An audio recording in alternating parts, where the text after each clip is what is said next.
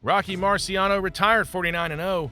Joe Louis defended his title 25 times. Sugar Ray Robinson won 95 fights in a row. These aren't just impressive numbers, they're records that'll never be broken. We're talking about achievements so insane, so impossible to replicate, that modern fighters don't even bother trying. Today I'm breaking down every unbreakable record in boxing history, and trust me, when you hear what these legends have accomplished, you'll understand why today's fighters don't even come close. Archie Moore, 131 knockouts. Archie Moore holds the record for most career knockouts with 131. And this number's so ridiculous that it sounds made up, but it's not, and it's a record that will never, ever be broken. Moore fought professionally for 28 years, 1936 to 1963. That's longer than most people's entire careers in any profession. During that time, he knocked out more people than some fighters even fight. But here's what makes this record truly unbreakable. Moore fought in an era when fighters actually fought. We're talking about guys who would have 15 to 20 fights per year, not the 1 to 2 fights that modern champions have. Moore was knocking people out well into his 40s. In 1958, at age 45, he was still dropping heavyweights like they were amateurs. The man was a knockout machine who just refused to stop working. Closest active fighter to Moore's record's probably around 40 knockouts, and that's considered exceptional in today's boxing. Moore has more than triple that number. To put this in perspective, the modern fighters started their career at 18 and knocked someone out in every single fight for 20 years straight, fighting twice a year. They'd still be 91 knockouts short of Moore's record. The boxing landscape has changed completely since Moore's era. Fighters today are more protected, fights are safer, and careers are shorter. Nobody's gonna fight for 28 years and accumulate 200 plus fights like Moore did. Moore's 131 knockouts aren't just a record.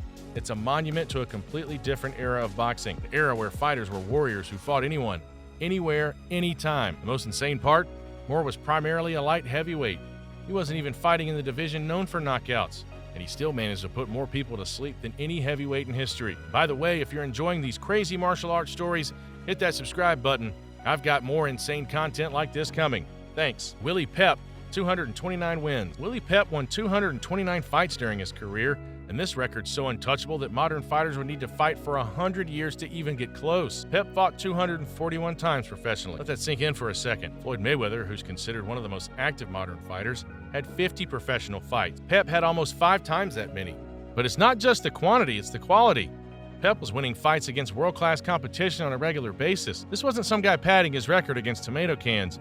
He was beating legitimate contenders and champions. Pep's peak was absolutely ridiculous. Between 1940 and 1948, he went 134 1-1. That's 134 wins, 1 loss and 1 draw over 8 years. He was basically unbeatable for nearly a decade. The one loss during that stretch came against Sandy Sadler in 1948, and Pep immediately got revenge in the rematch. This man just didn't know how to lose. Here's what makes Pep's records truly unbreakable.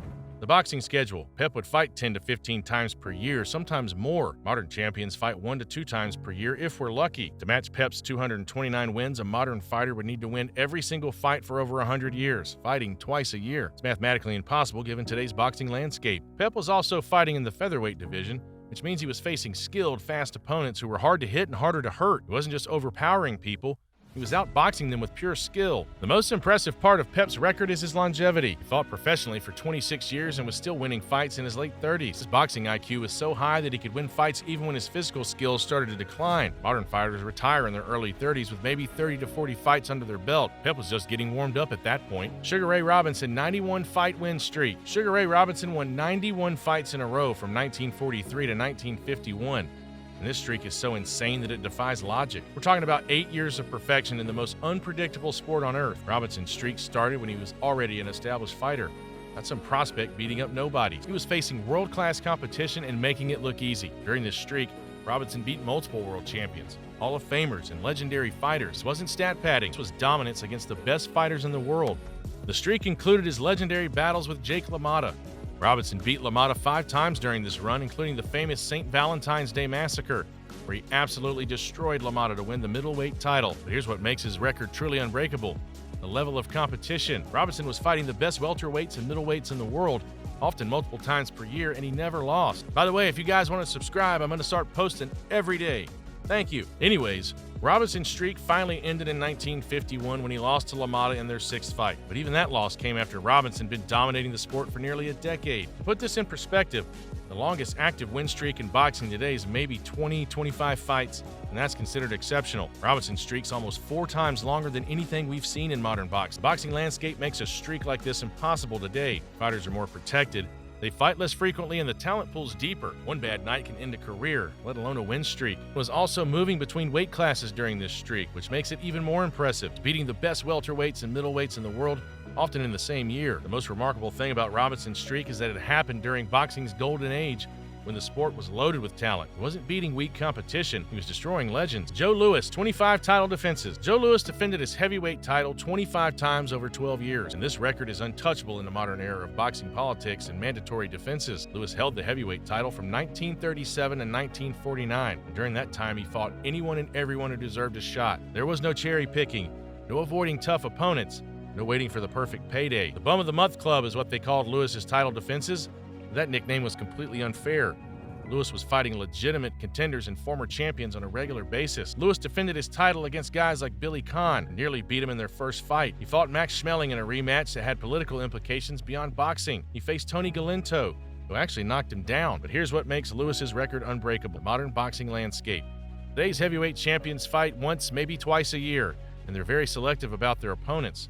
Louis was defending his title 2 to 3 times per year against whoever the top contender was. There were no politics, no promotional disputes, no network conflicts. You earned a shot, you got a shot. Closest modern comparisons, probably Vladimir Klitschko, who made 18 successful defenses. That's impressive, but it's still 7 short of Louis's record. And Klitschko fought in a much weaker heavyweight division. Louis's defenses also came against better competition. The heavyweight division in the 1940s was loaded with talent, and Louis beat all of them, multiple times in some cases. The most impressive part of Louis's record is the consistency. He defended his title for 12 straight years without losing. That's longer than most fighters' entire careers. Modern heavyweight champions struggle to make 5 defenses before losing their titles or retiring. Louis made 25 and only lost when he was past his prime and should have retired years earlier. The boxing politics alone make Louis's record impossible to replicate today. Multiple sanctioning bodies, promotional disputes, and network conflicts, getting 25 defenses against top competition is simply not possible. Rocky Marciano, 49-0 record. Rocky Marciano retired undefeated at 49-0, and this record's unbreakable not because of the number, but because of what it represents: perfection in the heavyweight division. Marciano didn't just go undefeated, he went undefeated as a heavyweight champion. Infinitely harder than going undefeated in lower weight class. Heavyweights hit harder, and one punch can end any fight at any time. Marciano's record includes wins over Joe Louis, Ezra Charles, Archie Moore, and Jersey Joe Walcott. These weren't just wins, they were dominant performances against Hall of Fame fighters. The most impressive thing about Marciano's record is that he retired at his peak. He was 32 years old, still champion, and still winning fights, and walked away from millions of dollars because he knew he was done. But here's what makes this record truly unbreakable: the pressure. Every single fight after about 30-0, Marciano was carrying the weight of perfection. One bad night would have ruined everything. Modern fighters can't handle that kind of pressure. We've seen undefeated prospects crumble under much less pressure than what Marciano faced in every single fight. Marciano also fought in an era when the heavyweight division was loaded with talent. He wasn't beating weak competition, he was destroying legends and future Hall of Famers. The closest modern fighter to Marciano's record was Floyd Mayweather, who retired 50-0. But Mayweather fought at much lower weight classes where the knockout power isn't as devastating. Heavyweight boxing's different. One punch can change everything, and going 49 fights without losing even once is almost mathematically impossible, given the variables involved. Marciano's record also represents something that doesn't exist in modern boxing: willingness to retire at your peak. Today's fighters chase money and legacy until they're shells of themselves. The most remarkable thing about Marciano's record is that he never even came close to losing. He was knocked down a few times, but he was never in serious danger of losing a fight. Henry Armstrong, 3 titles simultaneously. Henry Armstrong held the featherweight, lightweight, and welterweight titles at the same time in 1938.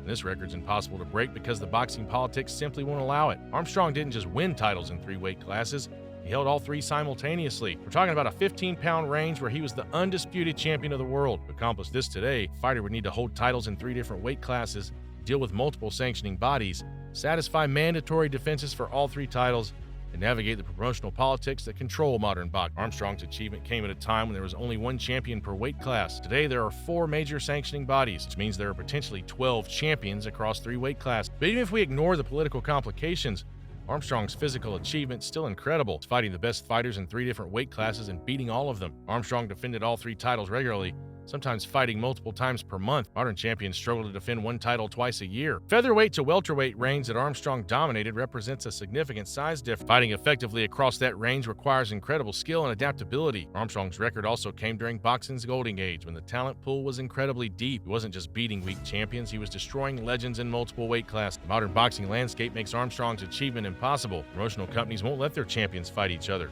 Sanctioning bodies have mandatory defenses that conflict with each other. Financial incentives don't align. Even if a modern fighter could somehow navigate the politics, the physical demands would be overwhelming. Today's training methods and competition levels make it nearly impossible to be elite in multiple weight classes simultaneously. The most impressive part of Armstrong's record is that he made it look easy. He wasn't struggling to make weight or barely winning decisions, dominating in all three divisions. Julio Cesar Chavez, 87-0 start. Julio Cesar Chavez started his career 87-0-1 before suffering his first loss, and this record represents a level of early career dominance that will never be seen again. Chavez's streak lasted from 1980 to 1993. 13 years of perfection. During that time, he won titles in 3 weight classes and became one of the biggest stars in boxing history. The streak included wins over multiple world champions and Hall of Famers. Chavez wasn't padding his record against weak opposition. He was beating the best fighters in the world. Chavez's first loss was actually a draw against Pernell Whitaker in 1993, a fight that many people thought Whitaker won. But even that controversial decision shows how dominant Chavez was. It took a questionable scorecard to prevent him from winning his 88th straight fight. But here's what makes Chavez's record unbreakable: the modern development system. Today's prospects are brought along much more carefully, with extensive amateur careers and gradual step-ups in competition. Chavez turned professional at 17 and was immediately fighting tough competition. Modern fighters don't face that level of opposition until they're much more experienced. The boxing landscape also makes a streak like this impossible. With better scouting, video analysis, and training methods, it's much harder to dominate consistently over such a long period. Chavez was also fighting in Mexico, where the boxing culture demanded frequent fights against tough opposition. He couldn't cherry-pick opponents or wait for perfect matchups. The most impressive part of Chavez's streak is the level of competition. He was fighting world-class opponents regularly and making it look routine. Undefeated prospects typically have maybe 20 to 30 fights before facing their first real test. Chavez had 87 fights against increasingly difficult opposition and never lost. The streak finally ended in 1994 when Frankie Randall stopped Chavez in the 11th round. By then, Chavez had already accomplished something that'll never be replicated. Jack Dempsey, $1.8 million gate. Jack Dempsey generated $1.8 million at the gate for his 1921 fight with Georges Carpentier. And when adjusted for inflation, this record represents a level of mainstream popularity that modern boxing will never achieve again. That $1.8 million in 1921 is equivalent to about $25 million today. And this was for a single fight in an era before television, pay-per-view, or global marketing. Dempsey versus Carpentier was the first fight to be broadcast on radio, and an estimated 300,000 people listened to the fight live. The entire country stopped to hear this fight. The fight took place at Boyle's 30 Acres in Jersey City, a temporary arena built specifically for this event. Over 80,000 people attended, and tickets were selling for astronomical prices. But here's what makes this record truly unbreakable. In 1921, boxing was the biggest sport in America. Dempsey was more famous than any athlete today. Modern boxing struggles to generate mainstream in. The biggest fights today might do 1 to 2 million pay-per-view buys, but they're not cultural events the way Dempsey's fights were. Dempsey's popularity transcended sport. The movie star, a cultural icon, and a symbol of American toughness during the post-World War I era. The media coverage of Dempsey's fights was unprecedented.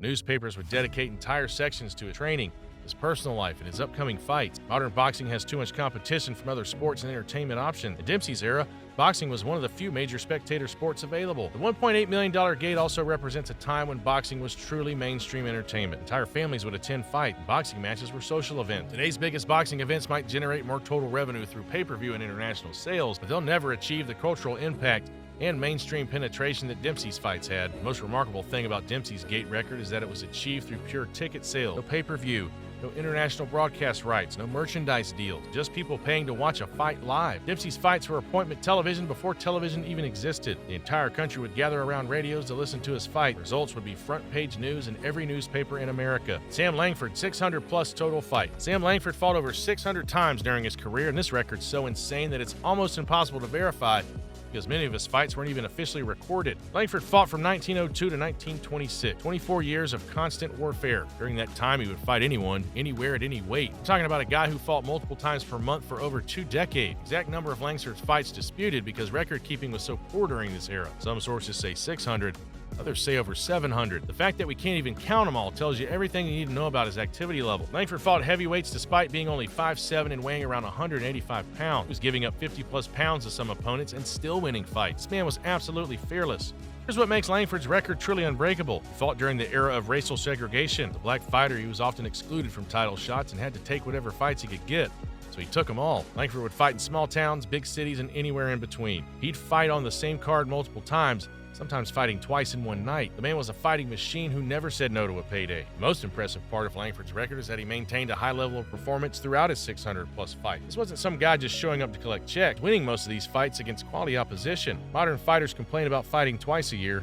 Langford was fighting twice a month, sometimes more. He treated boxing like a full-time job because for him, it literally was. Langford's record also represents an era when fighters had no choice but to stay active. There were no guaranteed purses, no promotional protection, no safety net. You didn't fight, you didn't eat. The boxing landscape makes Langford's record impossible to replicate today. Modern fighters are protected by commissions, unions, and promotional companies. Nobody's going to let a fighter compete 600 times. The most remarkable thing about Langford's 600-plus fights is that he did it all while being systematically excluded from the biggest opportunities because of his race. Imagine what he could have accomplished with equal treatment. Stanley Ketchell, 64 fights in 4 years. Stanley Ketchell fought 64 times in just 4 years from 1906 to 1910. And this level of activity represents a pace that would literally kill modern fighters. Ketchell was averaging 16 fights per year during his peak, which means he was fighting more than once a month against world-class competition. This wasn't some prospect building his record. This was a world champion defending his title constantly. Ketchell held the middleweight title and was fighting anyone who would step in the ring with him. He fought heavyweights, light heavyweights, and middleweight. Size didn't matter. If he wanted to fight, Ketchell was ready. The most insane part of Ketchell's record is that he was winning most of these fights by knockout. Talking about a guy who was knocking people out more than once a month for 4 straight years. But here's what makes Ketchell's record truly unbreakable. He died at 24 at the absolute peak of his career. He was murdered by a farmhand in 1910. Cutting short what could have been an even more incredible record. Ketchell's 64 fights in 4 years came during an era when fighters had no medical supervision, no mandatory rest periods, and no concern for long-term health. He was literally fighting himself to death. The modern boxing landscape makes Ketchell's pace impossible. Fighters today are required to have medical examinations, mandatory rest periods between fights, and extensive training camp. Nobody could fight 16 times a year under current regulation. Ketchell was also fighting without the benefit of modern training methods, nutrition, or recovery techniques, doing this with 1900s technology and still maintaining an incredible pace. The most impressive part of Ketchell's record is the quality of his opposition. He wasn't fighting tomato cans, facing legitimate contenders and champions on a monthly basis. Ketchell's story is tragic because we'll never know what he could have accomplished with a full career. His 64 fights in 4 years was just the beginning of what could have been the greatest career in boxing history. Modern fighters struggle to fight twice a year. Ketchell was fighting 16 times a year and knocking people out regularly. The level of activity belongs in a different universe. Jimmy Wild, 864 total fights. Jimmy Wild fought 864 times when you combine his amateur and professional career. This number's so ridiculous that it sounds like a typo. But it's not. It represents a level of activity that we'll never see again. Wild was known as the Mighty Atom because he weighed only 108 pounds but could knock out men much larger than himself. He fought constantly from his teens until his retirement, accumulating fights at a pace that defies belief. Many of Wild's fights took place in small venues with poor record keeping, which means the exact number is disputed. But even conservative estimates put him well over 600 fights, some sources claiming he fought over 1,000 times. Wild would fight in boxing booths at fairs, small clubs, and anywhere else that would pay him. Treated boxing like a daily job, sometimes fighting multiple times per week. But here's what makes Wild's record truly unbreakable. He fought during an era where there were no regulations, no medical supervision, and no concern for fighters' safety. He was literally fighting anyone who would step in the ring with him. Wild's 864 fights came over a career that spanned from his early teens to his late 30s, fighting constantly for over 2 decades, accumulating bouts at a rate that would be considered insane even by the standards of his era. The most impressive part of Wild's record is that he was winning most of these fights despite giving up significant size advantage. At 108 pounds, he was often fighting men who outweighed him by 20 to 30 pounds. Wild's record also includes his amateur career, fighting in boxing booths and small venues for minimal pay. He was accumulating fights before he even turned professional. The modern boxing landscape makes Wild's records impossible to replicate. Medical supervision, mandatory rest periods, and regulated competition. Nobody could fight 864 times in today's sport. Wild's story represents an era when boxing was truly a working-class sport. Fighters like Wild weren't celebrities. They were laborers who happened to make their living with their fists. The most remarkable thing about Wild's 864 fights is that he maintained his effectiveness throughout his career. This wasn't some guy just showing up to collect paychecks. He's winning fights and knocking people out regularly.